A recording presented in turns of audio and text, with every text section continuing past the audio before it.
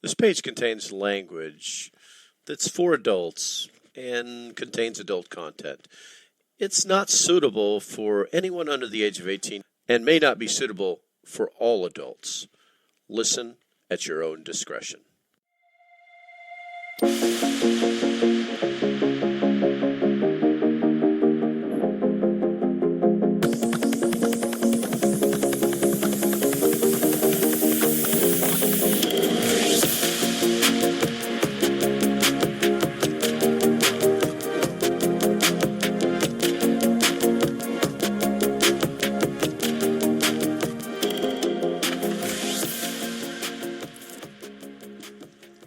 Welcome to the podcast.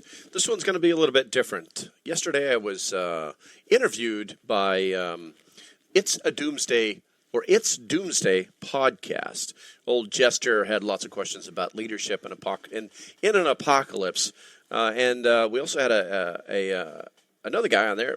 It was Big Daddy Prep. Al, real nice guy. A lot of shout out to each of these guys. I'm going to leave a link someplace for you to follow them, and hopefully you will. I really like his podcast, and I actually share it with my Patreons.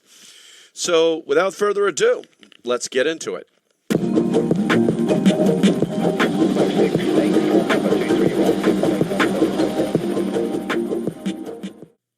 Welcome, everybody, to It's Doomsday Podcast. Today is December 4th, 2022. Time is 7:04 p.m., and joining me, as always, is Al, Big Daddy Prep. What's going on, man? How are you? I'm better, Jester. I'm amongst the living. I didn't think I was going to be earlier this week, but the flu did not get me, so I'm still here, still alive, ready to go. That's awesome. I'm glad to hear you kicked the flu in the ass. That is good to hear. And, guys, tonight's topic is leadership in the apocalypse, and we have a special guest to come in to talk to us about apocalypse leadership, and that is the Local Prepper. What's up, Local Prepper? How you doing?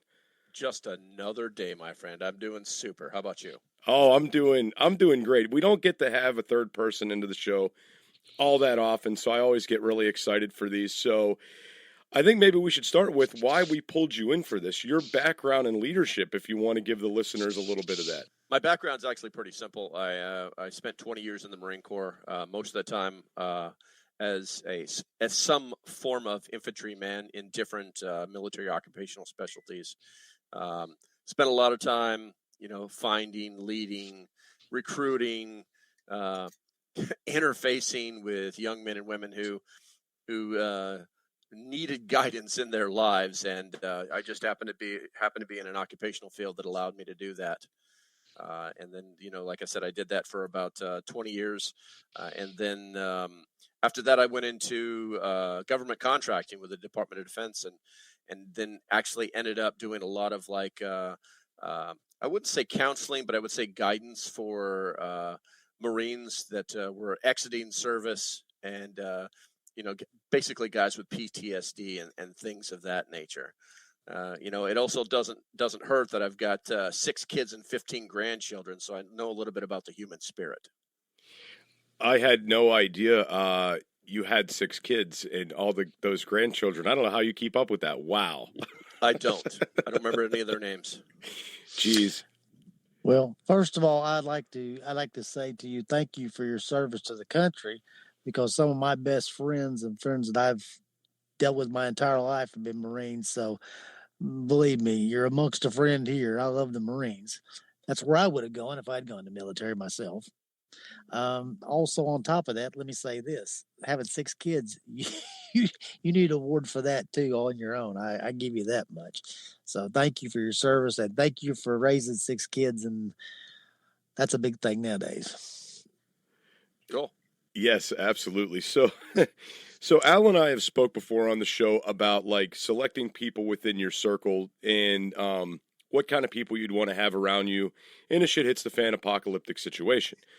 Now, one thing that it never presented to me was having that strong leadership capability. I mean, it's there in the back of my mind, but I know that I'm going to be in charge of my group at my house if shit really breaks bad. But Local Prepper, what qualities would you look for in selecting a leader, and what would the vetting process like that? What would that look like? As far as looking for somebody who's a leader, Most leaders have common traits. They normally have a higher than average intelligence. They normally have very strong self-confidence. They are determined people. They have integrity, which I always believe is the highest level. And they have social skills. They have a social ability rating, but they have very good interpersonal skills, even if they're practiced, which is what I had to do because I was not a very social person coming up through the military. And then what was the other half of what you were talking about? I was wanting to know about the vetting process. Like, how would you vet somebody for a leadership position? Because this isn't like, going to be the manager at Walmart. This is a lawless society where there's no rules, there's no regulation, and shit's breaking bad all around you. I gotcha. Well, I mean, you would really have to look at the person as a whole. You can never truly know somebody, no matter how long you work with them. But I mean, if we're talking about apocalyptic type stuff, you really just have to. I would say the first step in the vetting process is put the guy to work and see if he'll do what you've asked him to do. Because if he's not willing to follow, then he's definitely not willing to lead. And if you do put him in a position of leadership, he will fail you. He will cause more problems than he's worth. I 100% agree with that because I spent not 2 decades working in the prison system. And as I rose through the ranks, those that were the best supervisors, those were the best leaders, were the best followers too in the beginning. They had to be willing to cut their teeth at the bottom to get to the top. A lot of people that made it to the top that didn't cut their teeth the right way, when they got there, they didn't respect the position, or they didn't respect the people that were under them. There's a certain amount of relationship that you have to have with those that are on your subordinates if you're going to be a supervisor or in any kind of leadership type position. To caveat on what Al just said, he worked in the prison system, so he knows this to be true. It's if you're talking about apocalyptic type stuff, you really would be operating in a very similar environment that we find in our prison systems. And the other side of what Al was talking about is that those people underneath that inexperienced or unrespected leader, they would never follow him. They would probably do everything in their power to get rid of him. 100% true. And that's a whole other side of this, having somebody in the leadership position that not everybody's trying to kill off too. That was something I didn't even think about. Oh yeah. Unfortunately, there are some scrupulous people in the world, and it's I've unfortunately had to deal with a few of them. But these people that don't have their moral values, and they never learned what ethics were. And their moral values are so askew from what's acceptable in a society of people who just want to be free and not be taken advantage of. They at every moment of their life are constantly trying to figure out how they can get something from you that is not theirs. That's just the way their minds work. So, putting somebody into a leadership position like that, he's probably 95% fail. Are you looking to save money on prepper supplies? You should be taking advantage of multiple deals that I've set up with several different vendors. I'll leave a link below. Take a look at that. Dig around. If you need something, there it is. They always said that 90% of the problems are caused by 10%, and 10% of the people cause 90% of the problems. And it's usually the truth. I mean, most people want to do the right thing, but there's always that certain percentage of people that don't. They're going to be a constant problem. They're going to bring down all the problems to you. It's a fact. Oh, yeah. When I was coming up in the Marine Corps in the very beginning, I talked to some of my senior leadership, and back in those days, it was pretty much just shut up and get your work done. But from time to time, you'd have conversations with some of these guys that had been around, and one of them was one of my very first platoon sergeants, and he told me that basically because we always had our dirt bags, but he called it 10-80-10, and I've kind of stuck to that through my time in the military. I think society is very similar to it, and his idea was that basically in society, wherever you go, you're going to have 10% of the people that are going to be these stellar performers. They're going to get the job done all the time. They're going to be dependable and loyal people. And then you're going to have 80% of the people that just want to get along to go along, and they just want to have happy lives and not really have lots of responsibility. And then you're going to have that bottom 10% with these are going to be the people that will try and take everything from you anytime they can. They'll take advantage of you. They're the kind of people that you don't trust to, go through somebody's pocketbook or even to even help you and on a remote task. So 10-80-10 has always worked for me. Gotcha. Very good to know. Very interesting. And I have always had this picture in my mind. It's the wolf of the group is going to be the one that takes over. The wolf or the sheepdog. You're going to have this two kinds of leadership. One guy that's the sheep or the sheepdog that wants to watch over the sheep, take care of them, make sure nothing bad happens to them. And then I feel you're going to have people in these apocalyptic leadership that are going to be these wolves that are going to come in there. They're going to rise to the top, and they're not going to give a shit about anybody else, and they're going to step on everybody to maintain and keep that position. And I would think in certain circumstances that would be good because you're going to do what needs to be done for the greater good. However, at the same time, when you're talking apocalyptic situations, when you're talking rationing food, rationing ammo, being fair about issuing out the security details and just all these extra things that need to be done, I feel like a lot of people are going to break and they're going to put poor people into these leadership positions. Yeah, I mean that's possible. That's possible. When I think about someone who may be placed into a leadership position, not somebody who's like the head of a household, and some of it can apply. But there's a couple of different types of leadership that psychologists have they like to define things for us, but it's very, very human. And one of the things that I look at is that if you watch any one of these TV shows about the end of the world and somebody who's in charge and whether they're good or they're bad, I mean, and I hate to say it, but right up there with the The Walking Dead, you had two different completely polar opposite types of leaderships. You had old Rick Grimes, and he was the guy. He didn't want to be the leader. He was just trying to do the right thing. And then people basically said, hey, this guy's got his stuff together. We're just going to follow him.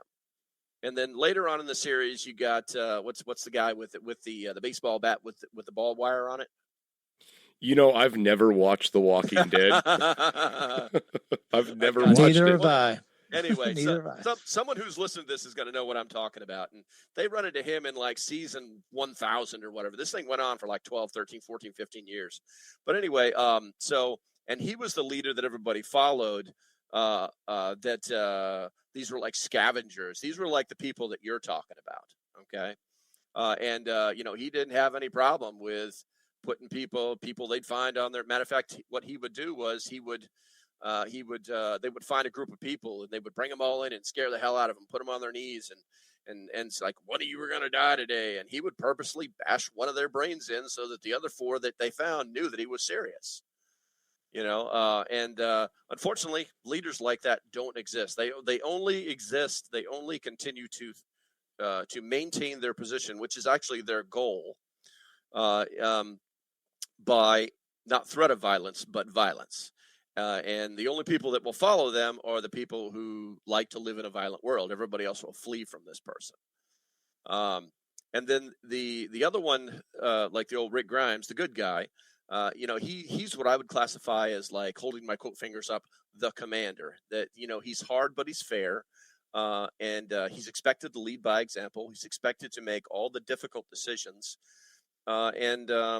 he does what they call transactional leadership. He sets goals, he defines expectations, it's done with what they call contingent reward systems, where he's going to reward effort, and it could be anything, just a pat on the shoulder. He's going to recognize good performance, and then unfortunately, the other half of his job is to do what they call management by expectation. Management by exception. I got a little cross verbiage there. But his job is to maintain the status quo and basically keep people in line. and he will only intervene when a subordinate does not meet expectations. And that means initiating negative feedback and corrective act, which obviously is punishment to improve that performance. So you're going to find that it's like there's always going to be the good leader who can lead lots of people that's going to get people through things. And then you're going to find that bad leader who's mostly just a narcissist more than anything else. And he is going to lead people through things, and he could very well be very successful in his position as a leader, but it's likely through violence and intimidation, and the good people will flee and the bad people will stay, and those bad people will stay around him as long as they can, because there's the possibility that something that they want in life is being fed versus trying to be a good person, which is, the end goal of survival. I don't think anybody ever said, I wanted to survive the apocalypse by being a really bad person. I do have to say there are probably people out there with that mentality. I've ran into some people that said, I want to be this big scary guy during the apocalypse because no one will mess with me and no one will get out of line. And I've had this conversation with people before, and I've told these people, I was like, you realize that's just going to make everybody turn against you, right? Like, there's nothing protecting you at that point. You can't call 911. There's no police. You're as good as dead if you start pissing off whatever community you're involved with. Some of the scariest people I ever met in the prison system, working in the prison system over them 20 years, were the people that were the most, you look at him, you go, what's he running? He's not running anything but his mouth. They probably take his commissary at night. There was a little old guy. He wasn't maybe 5'2", maybe 135 pounds. We used to call him Murder Man because he had stabbed I don't know how many people in the time that he had been in prison. And you didn't take anything from him, and he didn't take anything from anybody walking on 2 feet. And that's the kind of guy right there that they feared what he would do, and he had shown them in the past. But that's not the kind of leadership skills that you're looking for. But yeah, fear and intimidation does work to some extent, but it doesn't work for very long. But I was the kind of leader that didn't lead because I wanted to. I really didn't want to get to a leadership position when I came to work in the prison system. I really wanted to just have a job. I didn't really want to go up the ladder, but as I went up the ladder a little bit further, I was like, okay, this isn't so bad. Oh, this is so bad. And then I kind of got shoved into it. That's where I was for years. So, yeah, there's a lot of people are going to be reluctant leaders out there that just find out that, I'm going to have to do something. Somebody's got to do something here. Somebody's got to lead these people. That's a scary proposition too, because if you have no skills doing this, even if you might be good at it, you don't know you're good at it. It's kind of like walking out on a limb and saw it off behind you, Mm-hmm. Yeah, and most apprehensive leaders, like people who just, hey, that guy's got his stuff together, we're going to follow him. And now that person will sense that other people are going to be depending on him for something, for anything. It could be anything in life, really. But now this apprehensive leader, he's going to be that person that's, in the beginning, he's going to be just putting out all sorts of fires until he figures out the lay of the land, the way things work, and then at that point, they might just say, hey guys, listen, this is too much. I'm just trying to breathe here, and I can't take this anymore, so it is very situational. Well, I think one good thing that's going to make a good leader in these apocalyptic scenarios is a knowledgeable leader. Someone who has the power to do things. They're going to want to follow this guy, and they're going to want to keep him alive based on the knowledge that he possesses. So again, being this big, scary, bad guy that's keeping everybody in line, I don't think is going to work. I think it's going to be that guy that knows everything, that could teach people, and has that valuable knowledge that's keeping everybody alive. Does that make sense? Yeah, I mean, it does to an extent, but that's kind of skills. There's a thing called situational leadership, and it's based on competence level versus motivation level. There's a lot to be said for people that are motivated, that have high levels of confidence and willingness to get a task done. A very quick story. 29 Palms, California, combined arm exercise. Marines are down there on the ground waiting to be signaled to move because machine gun fire is covering the targets for them. This is basic military doctrine. So in order to get them to shift fire so that, to the right, so that the Marines can move it up on the left, there's got to be some kind of signal. Well, the platoon sergeant was doing his job that day, and I watched this young staff sergeant pick up the flag and start running right towards the edge of the bullets with this giant flag. And the machine gunners on Machine Gunner Hill saw this and immediately started shifting their fire to the right in front of that guy, and everybody else saw that, so they started moving behind him. Now, why do I bring this story up? It's simple. People will follow those that are motivated, confident, and have the willingness to accomplish a task or mission. They will not follow people that want to sit in a chair and be a king and say, "Kiss my ring." So motivational level is always stronger in leaders than actual competence is, because competence is based off of skill. We always hear about like, you're going to build your mag, and what are you looking for? Well, we want to find a doctor. We want to find a guy who's good at security. We want to find a guy who knows how to cook and can, and another guy who's a carpenter. These are all these skills that we hear about all the time, but no one ever says, we want to find a guy who really knows how to lead people. And that's because everything is skill-based and not motivational-based. Does that make sense? No, it absolutely does. I never once thought, like, as I'm building my circle, hey, I need a leader. That's not something that goes through my head. And I always see these people online, though, they're always kind of saying, hey, where can I hook up with other preppers? And, where do I go online to find like-minded people in my area who are doing this? And they're not admitting it in the moment, but I wonder if that's why. I wonder if they're looking for that sense of leadership. Well, I believe that they are. But I also believe that they're scared of that, because there's the stereotype of, OPSEC and people knowing where your stuff is, and, things like that. But what they are looking for a community. What they're really looking for is they're looking for the 5 other families that are in their cul-de-sac to think exactly the way that they do, and that just doesn't happen. Makes a lot of sense. Al, are you still with us? You've been kind of quiet for a while. Well, I was just fixing to say, when he said the 5 other families in their cul-de-sac to think the same way, I am blessed. I live here in Arkansas, where a lot of people here are preppers and have a prepper mindset. And no, not all of us in the same cul-de-sac think the same way, but there is a very similar mindset in this general area that I live in. But my God, after I get to talking to other preppers in other areas, and they tell me how they live in an area that's got many liberal leaning people in that area and stuff, I'm like, my gosh, you'd like to belong to a community, I know. And I mean, we kind of do here. A lot of us get along. A lot of us think the same way around where I'm at. And I'm blessed like that. But you're right. It's hard to find a group of people. And I think there's a lot of people that are looking to be led. They're not looking to lead themselves. They're looking to, like, show me where to go. And yeah, it's people are looking for something to fall behind.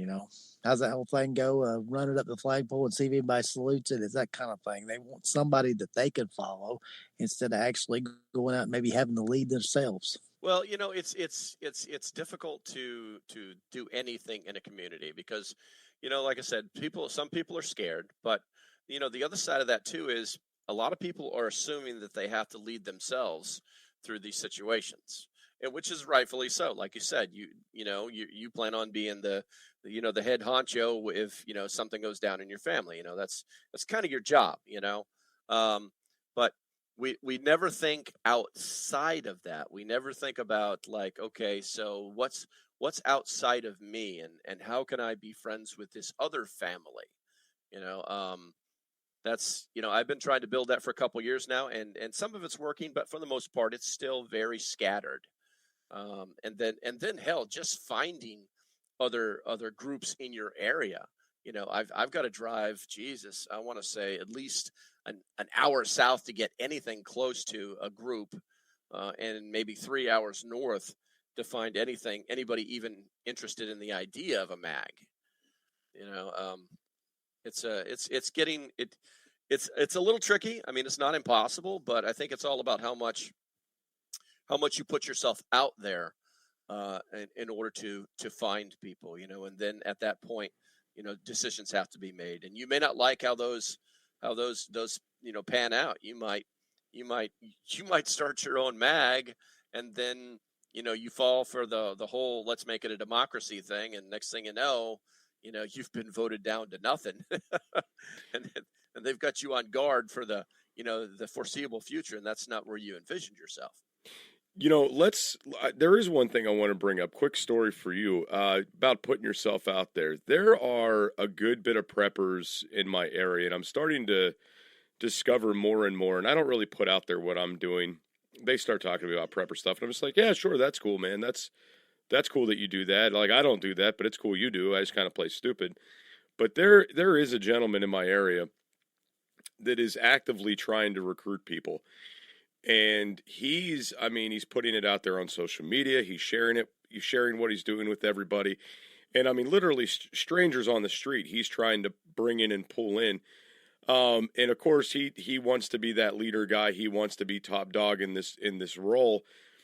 And he's somebody I would never mess with, just for the idea that you're putting too much out there. You're not maintaining OPSEC. You're not keeping anything quiet. You're actively going out and telling strangers about this. So that, as far as being a leader and putting yourself out there, this has bad juju written all over it.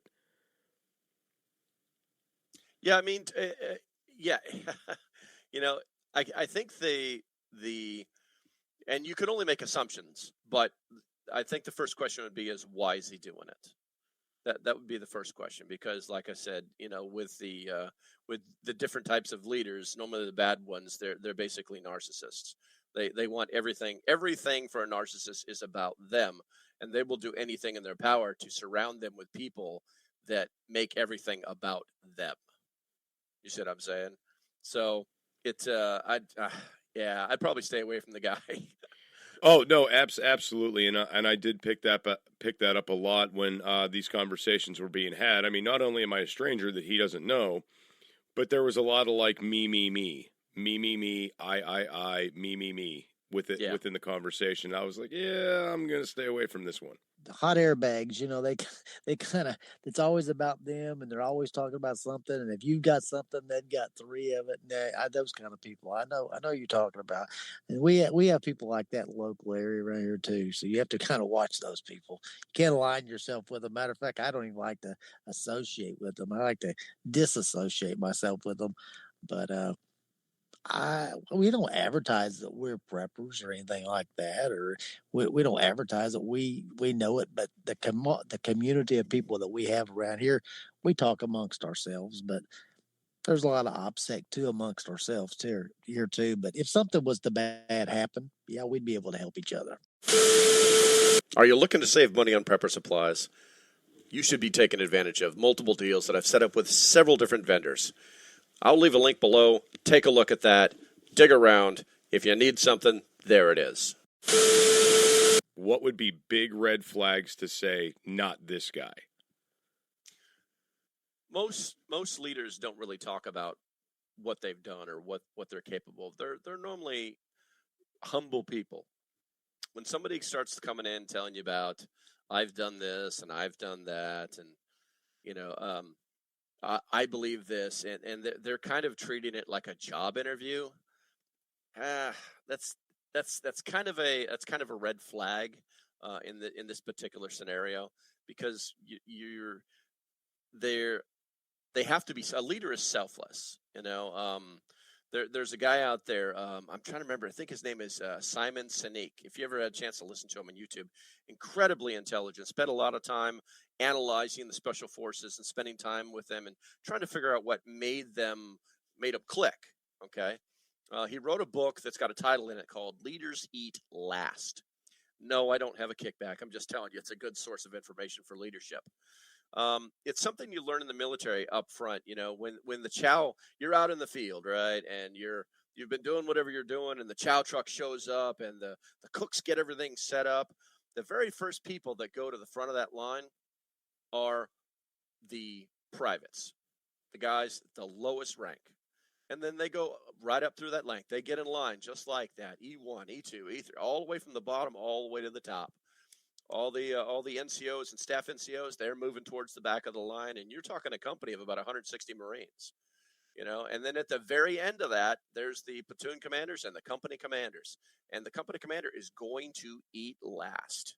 And you know what? If they didn't bring enough chow, those guys don't eat. And the reason is because they expect these guys to do their jobs, but they expect to be treated with respect and be given the tools that they need to perform those jobs, right? And one of those is food and energy. You know what I'm saying? And if you think about it, it's kind of like the exact opposite. If you go back to the days of ancient, not even old, but ancient, where the king comes to the battlefield and he's got his giant tent and shiny armor and all these squires running all over the place helping him out, and a bathtub and a desk, but you've got this private who just killed 75, 80 guys with his bare hands, and you're eating better than he does. That's humility. I would just focus on, if you're vetting somebody to be a leader in an apocalyptic situation, I would take a very hard look and do as much background, because someone might know him from the town. If he's just some rogue who came in and he just happens to, he's got a rifle and he's got this and he looks fit and strong and smart and he speaks intelligent, that doesn't mean anything. Put him to work. Put him to work cleaning the shitters. You know what I'm saying? Put him to work building fences. Put him to work chopping wood, and let him do that and watch him, and then think about putting him in a leadership position. Right. That in itself makes a lot of sense. And I mean, one thing I've learned, and I wasn't in the military, was in a paramilitary academy, but not in the military. But some of the best bosses I had just in the private sector would work right beside you.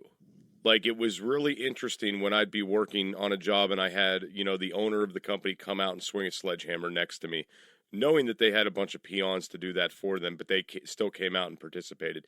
It was a rarity we didn't see often, but it did make for great leadership, right? To see the bosses coming out and working just as hard as you are.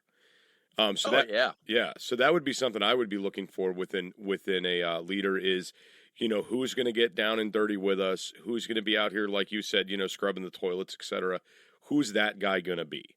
That's what I'd be looking for. Yeah. I agree with you. One of the worst things you could ever do in the prison system was to actually feed chow. And chow was one of my favorite things to do, and it was one of the dirtiest, nastiest jobs you'd ever have. But I always would take the new officers that worked for me and those that were new to my shift and stuff, and I would go down, I'd feed chow with them. They're like, none of the other captains feed chow. Why do you? I said, because I want you to do it right. And if you watch me do it right, then you'll do it right. And then when I come here every day, I'll see you do it right. Yeah. And that's exactly what I did, Yeah, that's leadership by example. That actually follows something called PESOs: prepare, explain, show, observe, supervise. It's the basis for all educational leadership. I was doing something right. I just didn't know how I was doing it. It doesn't matter. See, that's the magical thing. Listen, man, this all comes back down to human nature. If you're looking somebody dead in the eye, you can look at them and you can tell, not if they're a bad person or not if they're going to be a good leader, but if they're shifty, if they're questionable, if they have a problem. We pick up on these things. We don't have to be trained body language analysts. You know what I'm saying? Human beings can pick up on these things. I mean, unless the guy's a professional liar, which I'm sure you saw 1,000 of those, Al. But yes. I mean, and like I said, it's not like they're not all. I mean, unless you take all the professional liars and put them in a place called a prison, you're not going to see a professional liar very often. No, and to be honest with you, when you can gain the respect of those that are incarcerated and those that work for you that are there, you've done something. And I like to pride myself on that I learned people and I learned to command people well enough that what I was doing, that I could do both sides of the fence. So I was all right there. But this I didn't come from a military background. So let me ask you just a question real quick. When you're in the military, I know to a certain degree they want to breed leaders. They want leaders. Do they do they take you through certain training where they kind of cull those that are natural leaders from others, or is that something where you just kind of gravitate towards it? I never really understood that part, how they get the leadership that they pick out of the ranks. Yeah.